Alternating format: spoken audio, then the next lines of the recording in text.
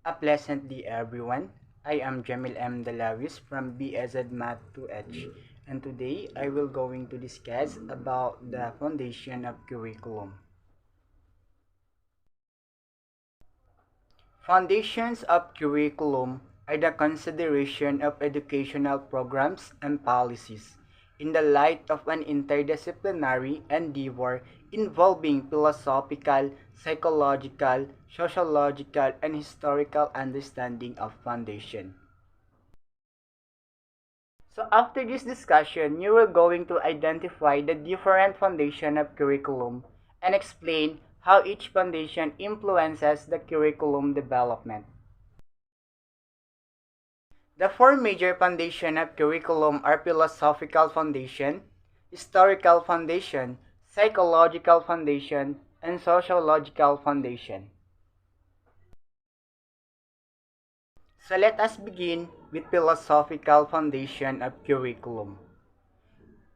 Curriculum decision involve a wide range of consideration that anchor on several issues in education. These issues include the purpose of learning, source of the subject matter, the nature of teaching, learning process, characteristic of the learner, among others. These decisions are based or anchored on a certain fundamental beliefs that springs from one's philosophy of education. This is what made it possible for philosophy to be viewed or taken as one of the foundation of curriculum. The four major educational philosophies are essentialism, perennialism, progressivism, and reconstructivism. Perennialism. Proponents of this philosophy believe that schools serve the purpose of developing reasoning. Perennialism aims to educate the rational person, cultivate intellect. Role: teacher assists student to think with reason or critical thinking has higher order thinking skill. It focuses on classical subject, literacy analysis, curriculum enduring, trends, use of great books, Bible, Quran, classics, and liberal arts. Essentialism aim to promote intellectual growth of learners to become competent. Role: teachers are sole authorized in the subject area. It focuses on essential skill of the 3 R's and essential subject. Trends: back to basic, excellence in education and cultural literacy. Progressivism. Proponents of this philosophy believe that schools serve the purpose of promoting social responsibility and democratic values and of humanizing education by placing the needs and interests of the student. Progressivism aims to promote democratic social living. Role: teacher leads for growth and development of lifelong learners. It focuses on interdisciplinary subject, learner-centered outcome-based, trends, equal opportunities for all, contextualized curriculum, humanistic education. Reconstructivism. Proponents of this philosophy believe that schools serve the purpose of preparing students to be critical analysts of global issues and problems and to become agents of change in order to improve the human condition. Reconstructionism aims to improve and reconstruct society, education for change. Role: teacher act as an agent of change and reforms. It focuses on a present and a future educational landscape. Trends: school and curricular reform, global education, collaboration and convergence, standards and competence. The second foundation of curriculum is historical foundation. History is the creation resulting from human activities through participating in different events. In order to be certain with what will happen in the future, one has to trace back of what transpired in the past. So these are the curriculum theories.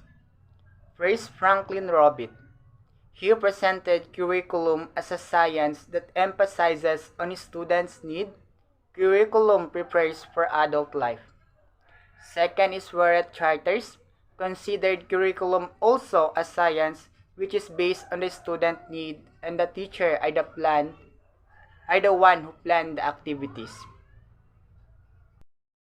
William Kilpatrick viewed curriculum as a purposeful activities which are child-centered.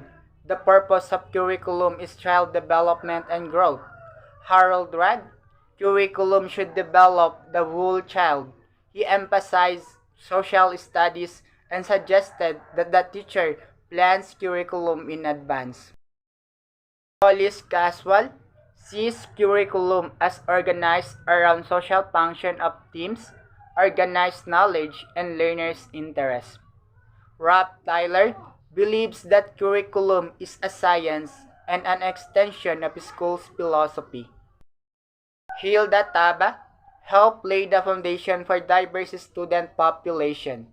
Peter Oliva, he described how curriculum changed in a cooperative endeavor. Significant improvement is achieved through group activity. Next is psychological foundation of curriculum. Educational psychology as a discipline is concerned with the question of how people learn. Psychologists are concerned with establishing patterns in human life so as to be able to understand and predict behavior. Educational psychology as a discipline advances principles of teaching and learning that influence teacher-student behavior within the context of the curriculum. This is because psychology is the unifying element in the learning process. According to Ornstein and Hankins 1998, psychology serves as the impetus for many curriculum decisions. Psychological influences of curriculum can best be understood through theories of learning. These theories of learning are classified into three broad categories as follows: behavioral learning, cognitive and developmental learning, and humanistic learning theories. Behaviorist psychology. Learning should be organized in order that a student can experience success in the process of mastering the subject matter. Under behaviorist psychology, these are the following theories: connectionism by Edward Lee Thorndike, classical conditioning by Ivan Pavlov, operant conditioning by B.F. Skinner, modeling and observation theory by Albert Bandura, and hierarchical learning by Robert Gardner. Cognitive psychology. Learning constitutes a logical method for organizing and interpreting learning. Teachers use a lot of problem and thinking skill in the teaching and learning process.